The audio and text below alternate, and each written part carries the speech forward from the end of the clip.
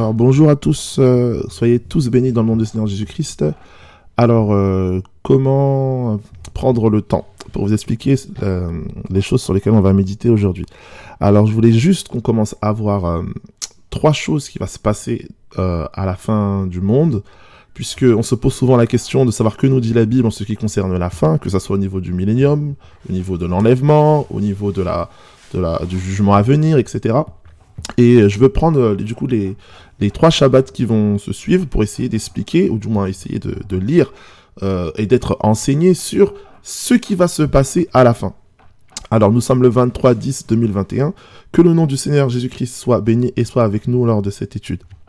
Alors, j'ai pris le livre d'Ésaïe, puisqu'il est riche en prophétie et en précision, surtout en ce qui concerne du coup la messianité de Jésus, sa fonction, mais encore la place que l'Église a prophétiquement vis-à-vis d'Israël, ou plus précisément de Juda.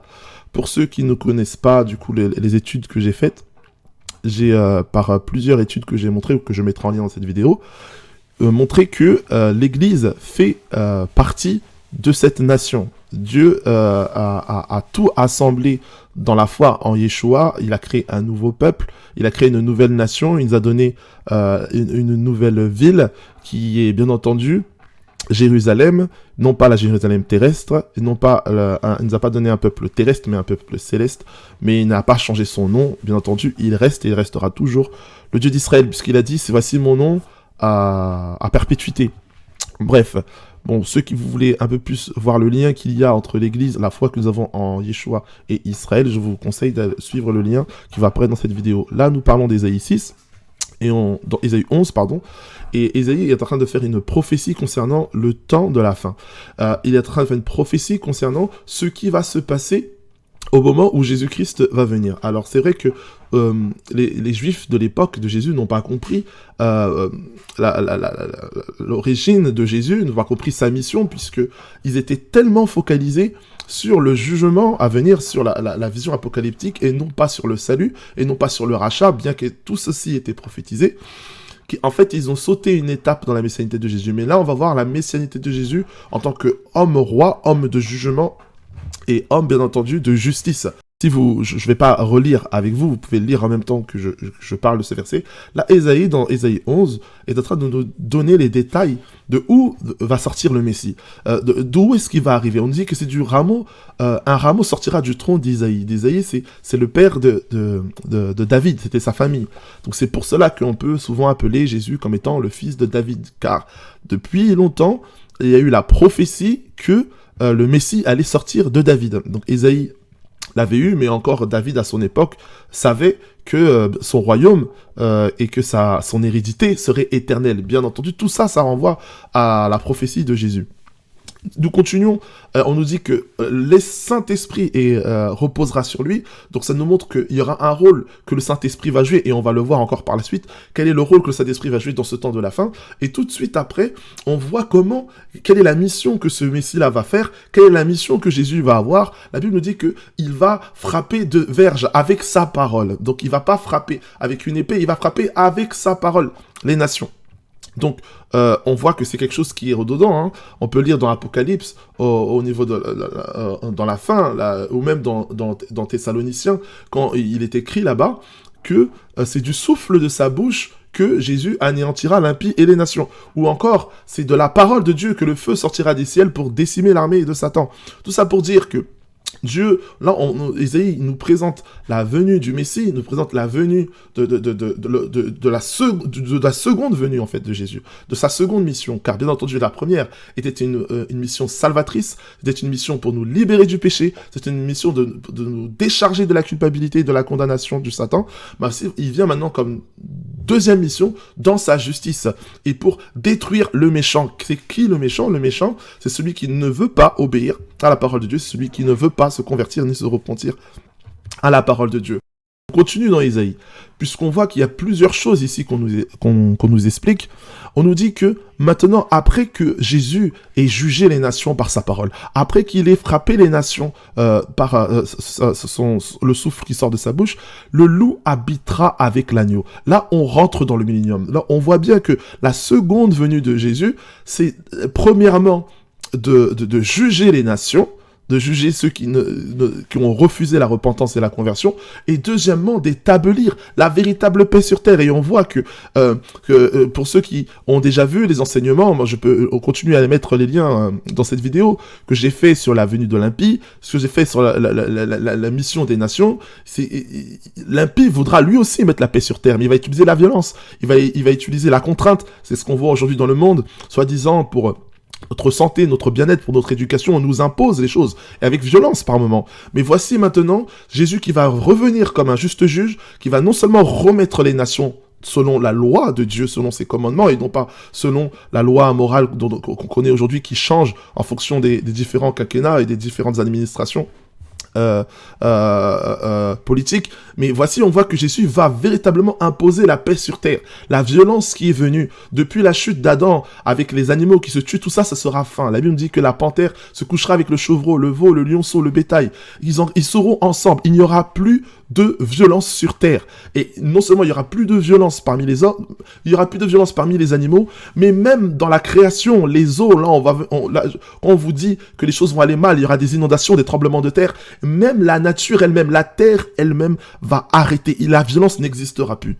La Bible nous dit, verset 9, il ne se fera ni tort ni dommage sur toute la montagne sainte. Mais pourquoi? Qu'est-ce qui va se passer? La Bible dit, car la terre sera remplie de la connaissance de l'Éternel. Donc on voit quand même qu'il y a un lien indélébile entre la méconnaissance de Dieu, entre le péché, la transgression que les hommes ont de Dieu, et les catastrophes qu'il y a sur la terre, et les maladies et le désastre. La Bible nous dit ici que tout cela prendra fin quand Jésus va revenir pour régner dans son règne, quand il frappera de verge les nations par sa parole, et que la connaissance de Dieu sera restaurée, toute la violence sur terre sera anéantie.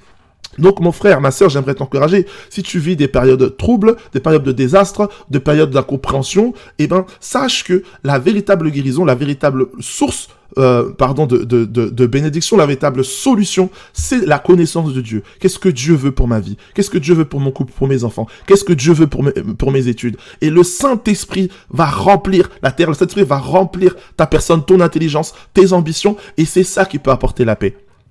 Alléluia. Donc on continue encore dans Ésaïe 11. Alors, je vous parlais du millénium. Ceux qui ont suivi mes vidéos savent. J'ai fait des descriptions prophétiques sur le livre des Apocalypses, le livre de Daniel, sur la chronologie de la fin des temps et de la manière dont les choses vont se dérouler au fil du temps. Mais là, Ésaïe a prophétisé, il dit dans ce même temps-là. Ça veut dire que pendant avant ou pendant ou en même temps qu'il y aura l'établissement de la justice de Dieu sur terre par Jésus, qui frappera les nations, comme je l'ai dit, qui mettra fin à toute la violence, qui va éduquer, qui va vraiment enseigner la connaissance de Dieu, la parole de Dieu, les commandements de Dieu aux nations. Dans ce même temps, la Bible dit, le Seigneur va racheter le reste de son peuple, les disperser. Et là, on rentre dans une prophétie, frères et sœurs, on rentre dans une prophétie de l'enlèvement.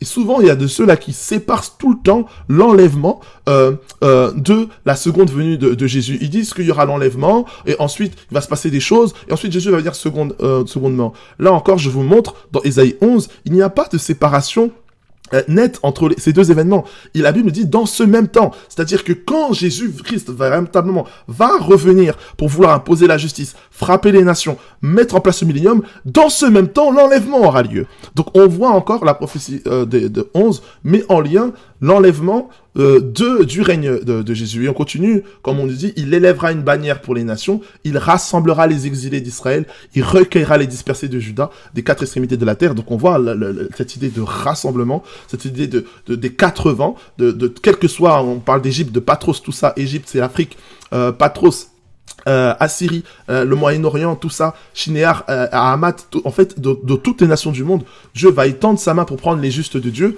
et on voit qu'il appelle les exilés d'Israël, il appelle les dispersés de Juda. Ceux qui n'ont pas vraiment la connaissance historique et prophétique ont tendance à croire que c'est logique, les dispersés de Juda, c'est les exilés d'Israël, mais c'est pas exactement juste. Voyez-vous, je vous encourage vraiment à lire la vidéo que j'ai fait sur le lien qu'il y a entre l'Église et le peuple d'Israël, puisqu'il y a eu une séparation entre le royaume d'Israël et le royaume de Juda, le royaume d'Israël qui a totalement été dispersé parmi les nations, et le royaume de Juda qui est resté et qui a fait naître Jésus, et ensuite le peuple juif et la religion judaïsme. Donc, nous continuons dans les prophéties. Et quelle est la fin de tout ça? Quelle est la fin de toutes ces choses? La Bible nous dit que la jalousie d'Éphraïm disparaîtra. Et ses ennemis en Juda seront anéantis. Donc on parle encore de ce que je vous ai dit. Donc quand on parle d'Éphraïm, c'est vraiment le royaume d'Israël. Quand on parle du royaume d'Israël, c'est l'Église, d'accord? Le royaume d'Israël, c'est les Juifs qui ont été mélangés parmi la population des nations.